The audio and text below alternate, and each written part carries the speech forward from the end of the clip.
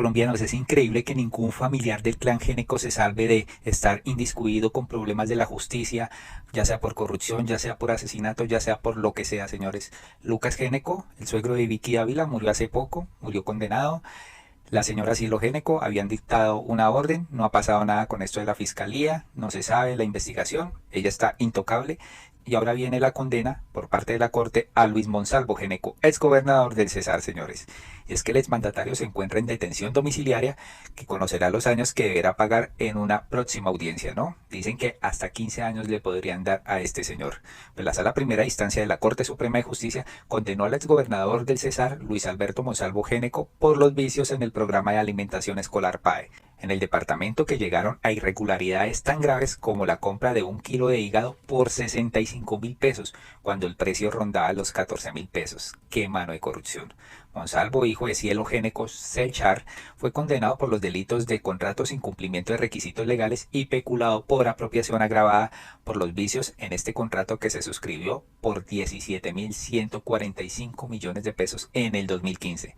Entre los vicios que se detectaron está que Monsalvo Géneco omitió las labores de supervisión del contrato que se entregó a la Fundación Cábala, que representaba en ese entonces María Angélica Araujo Noguera, y a la Asociación de Manipuladoras de Alimentos del Cesar de Ibis del Carmen Rosado. Y es que, según la Corte Suprema, el entonces mandatario regional permitió que un tercero se apropiara indebidamente de un monto cercano a los 1.500 millones de pesos. Ellos dicen textualmente: para la sala es claro que el gobernador Monsalvo Géneco sabía que su conducta pasiva desembocaría en la apropiación de los recursos, y no obstante, este diáfano conocimiento que necesariamente tenía por su formación profesional y vasta en experiencia en el sector público, no se detuvo y dirigió su voluntad a la comisión del delito, que le permitió acceder a los recursos públicos y de este modo apropiárselos en favor de terceros. Según la decisión leída en audiencia este miércoles, en todo este caso, nada se dejó al azar. Las irregularidades en el trámite del contrato, la deficiencia de los estudios previos, el fraccionamiento de la contratación, la incorrecta estructuración del presupuesto que dio lugar a los sobrecostos, su celebración a pesar de todo esto y su liquidación sin contar con los soportes de información. La decisión tuvo como ponente al magistrado Ariel Torres y tiene un salvamento parcial de voto de la magistrada Blanca Nélida Barreto. Ahora, el 18 de marzo próximo, la sala dará a conocer el monto de la condena que deberá pagar el exgobernador. La defensa del exgobernador, que adelanta el exmagistrado José Luis Barceló, él creo que fue presidente de la Corte Suprema de Justicia, solicitó a la Corte Suprema que mantenga la detención en su casa, al considerar que no se hace necesario el traslado a una cárcel, entre otros por la grave situación de hacinamiento que se vive en los centros penitenciarios del país. Es increíble que exmagistrados de la Corte Suprema estén defendiendo a estos bandidos, ¿no? Yo sé que es trabajo, pero aquí se convierten en abogados del diablo. Y aquí lo dice un usuario: el expresidente de la Corte Suprema de Justicia, José Luis Barceló, es el abogado defensor del delincuente condenado a 15 años de prisión, Luis Alberto Monsalvo Géneco, quien se robó 17.000 millones de pesos del PAE, es decir, de la comida de los niños más pobres. ¿Qué puede pensar uno, no? Es lo que dicen aquí los usuarios. Y des en cuenta cómo el señor Barceló pues defiende a capa y espada a este señor, ¿no? Que permitió que se robaran la plata de la comida de los niños más pobres. Increíble. Sala de juzgamiento en un pasado cercano dictó sentencia condenatoria contra el doctor Luis Alberto Monsalvo Géneco por otros delitos distintos a estos, y siempre, privado de la libertad en su domicilio, acató las decisiones de la Corte. La defensa interpuso el recurso de apelación y en su momento la Sala de Casación Penal de la Corte Suprema de Justicia falló revocando la condena y en su lugar absolviéndolo. Lo que demuestra una vez más, señor presidente y honorable magistrado, que aparte de las condiciones pues desfavorables, como es una sentencia condenatoria, por ahora se va a proceder en primera instancia, no va a ser motivo para que el doctor Luis Alberto Monsalvo Géneco se pierda, huya y no comparezca ante las autoridades.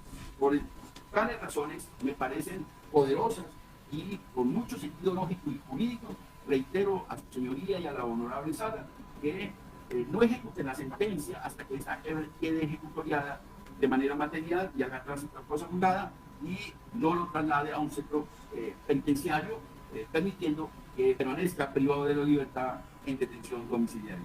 Estos son los breves, cortos. Pobrecito el señor Géneco, ¿no? Que irá Vicky Ávila frente a esto, mientras ella sale a hablar de honorabilidad, de honradez y de transparencia. toda su familia por parte de su esposo condenada, o si no, pues en procesos, ¿no? Increíble, señores. Por otro lado, hay unas delicadas declaraciones que hizo Pacho Santos, Francisco Santos, sobre el presidente, y también dijo, si nos toca ir a una guerra civil, nos vamos y nos vamos a organizar. Que lo diga una persona que tiene presuntamente vínculos con un bloque capital de paramilitares es bastante delicado, ¿no? Presuntamente. Pues el ex vicepresidente aseguró que en el discurso del mandatario busca razones para alterar a la opinión pública. El ex vicepresidente Francisco Santos habló con Vicky Ávila en semana. Lo hizo por cuenta de la controversia que ha suscitado el hecho de que la Comisión Interamericana de Derechos Humanos instara a la Corte de Justicia a elegir a la mayor brevedad posible la persona titular de la Fiscalía General de la Nación, bajo los preceptos de imparcialidad e institucionalidad. Esto tiene muy molestos a los uribistas de que organizaciones internacionales pues estén con la mira en la elección de fiscal y que la Corte Suprema, por Dios, es que ya se pasan de vagos, ¿no? Se pasan de vagos votando en blanco y sabiendo que hay una mediación acá que ellos pudieran acabar votando a la nueva fiscal, pues no lo hacen, ¿no? ¿Qué intereses podrán venir detrás de todo esto? Pues en un comunicado de prensa emitido este martes por la CIDH, el organismo señaló que sigue de cerca el proceso de elección del nuevo fiscal general y recuerda que la falta de designación de una persona titular podría debilitar el sistema de justicia. Entonces Francisco Santos cuestionó de forma certera el pronunciamiento de la CIDH y de paso aseguró que el presidente Gustavo Petro busca es una guerra civil. Pero no, señores, aquí el quien está convocando una guerra civil es un personaje bastante cuestionable, ¿no? Y vamos a escuchar las declaraciones de Francisco Santos que son demasiado delicadas. Pero ¿sabe qué? ¿Sabe qué es lo que tenemos que hacer, Vicky? No dejarnos intimidar. Por eso el sábado del plantón. Y si nos toca, les repito, si nos toca salir a rodear a la Corte, a defenderla, si los señores de la minga indígena vienen aquí a presionar, pues nos va a tocar organizarnos a nosotros también. Y el señor Gustavo Petro va a tener en sus manos una guerra civil. ¿Qué es lo que quiere? ¿Qué es lo que él desea? Una guerra civil cuando es un personaje que está buscando un proceso de paz total con diferentes organizaciones criminales, ¿no? Miren las palabras tan delicadas que lanza aquí Francisco Santos, ¿no? Convocando una guerra civil. Definitivamente esta es, pues, el argumento uribista que quieren ver, que quieren que se maten unos con otros, pero que ellos desde su casa, pues, estarán tomando whiskycito viendo cómo se matan entre los colombianos, ¿no? Qué belleza de personaje este Francisco Santos. Porque es que aquí los ciudadanos que creemos en la libertad vamos a defenderla.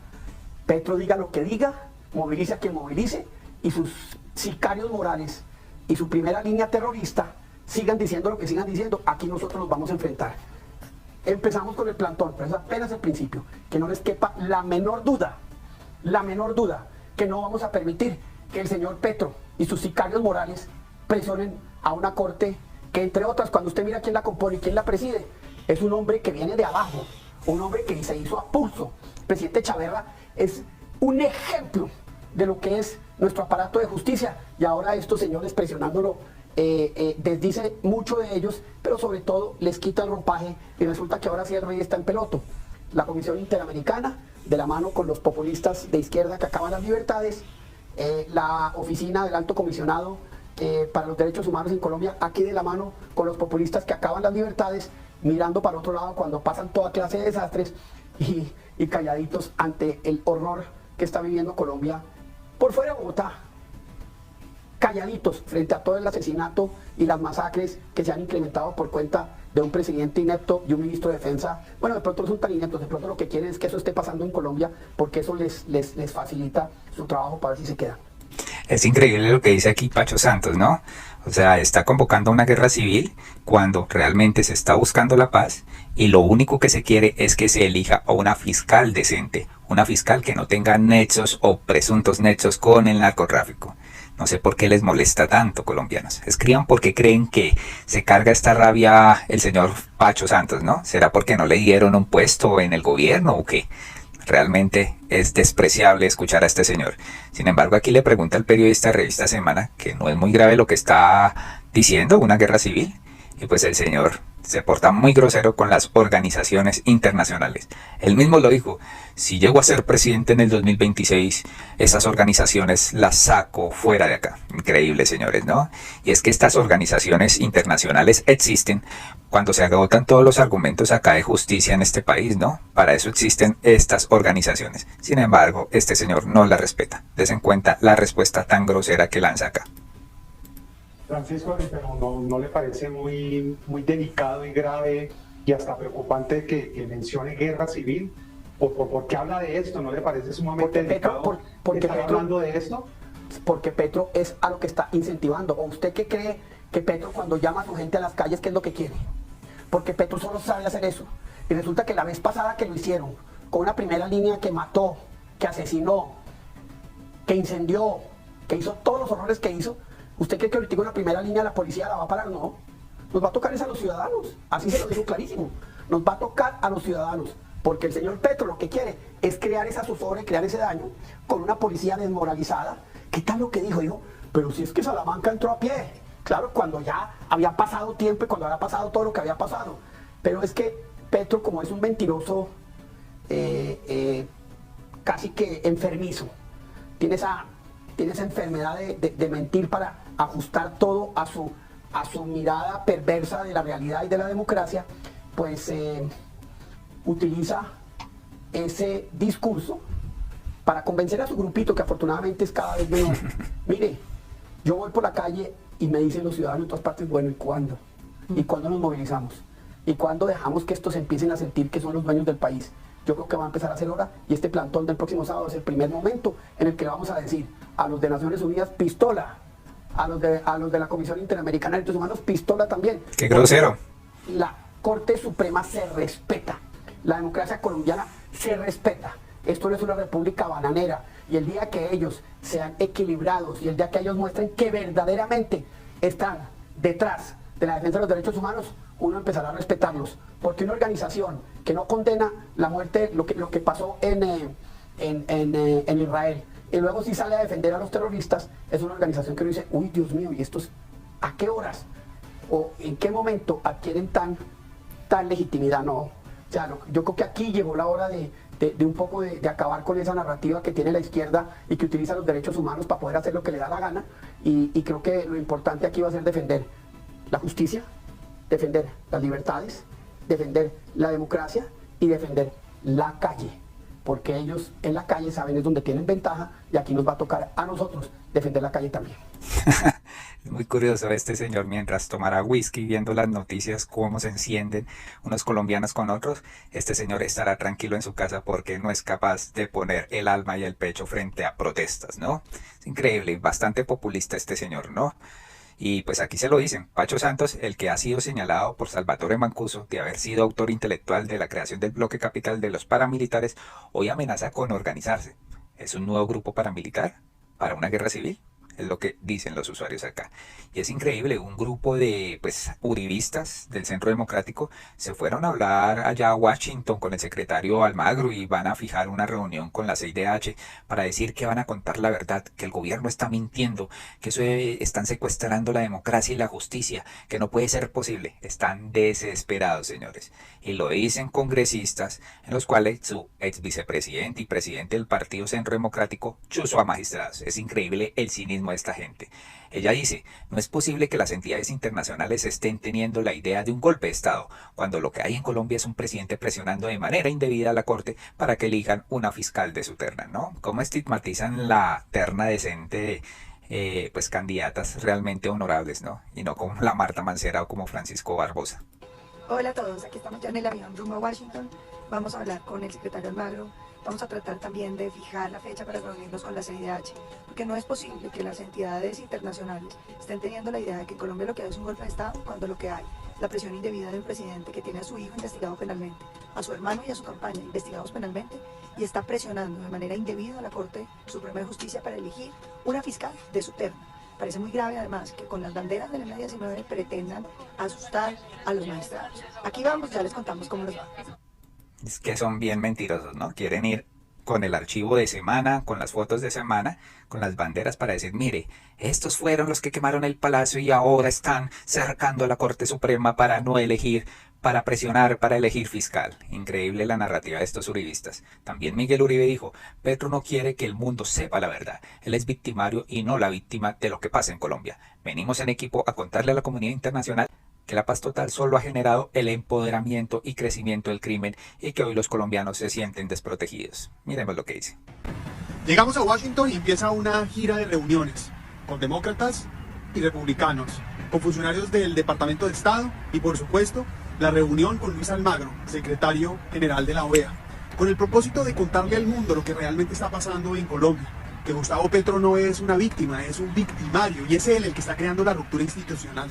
Queremos denunciar cómo está debilitando las Fuerzas Armadas y fortalece el crimen, ofreciendo impunidad, cómo la paz total fracasó y hoy está creando una serie de violencia que está cobrando vidas de líderes sociales y de masacres. Es así que este tipo de giras son fundamentales para contarle al mundo lo que realmente está pasando en Colombia. Lo hacemos en equipo con los congresistas del Centro Democrático, porque es evidente que Gustavo Petro no quiere que el mundo sepa la verdad. Seguro que sí, ahora sí les importan los derechos humanos, ahora sí les importan los líderes sociales, antes no, increíble, ¿no? Y pues aquí están, ¿no? La foto, llegamos a Washington, Paloma Valencia, el señor Uzcategui, aquí María Fernanda Cabal y aquí el señor Miguel Uribe, ¿no? Y es que aquí Cecilia Orozco se lo dice a esta gente uribista, los políticos tienen memoria corta cuando les conviene, ¿no? Los que hoy van a USA a denunciar las presiones a la Corte Suprema son los aliados del presidente de la República que la insultó y que ordenó espiar ilegalmente a sus magistrados, ¿no? Y es que aquí lo dice ella, la solicitud que le hicieron 24 congresistas de Álvaro Uribe al relator de la Comisión Interamericana CIDH, José Luis Almagro, para que los atendiera con carácter urgente por las vías de hecho en contra de las instituciones Fiscalía, Corte Suprema y Procuraduría y por el atentado contra la separación de poderes que estaría promoviendo el actual gobierno, sería para morirse de la risa, si no fuera por el cinismo que desprende de su calculada omisión de la historia reciente del país. Paloma Valencia, María Fernanda Cabal, Paola Holguín y otros parlamentarios firmantes no desconocen los oscuros episodios ocurridos en época de los mandatos de Uribe, al menos entre el 2007 y 2009, cuando la Corte Suprema fue violada en la reserva de sus debates, penetrada con espías en sus salas plenas, calumniada e intimidada, y cuando sus magistrados fueron perseguidos por agentes encubiertos e informantes pagados con dineros oficiales.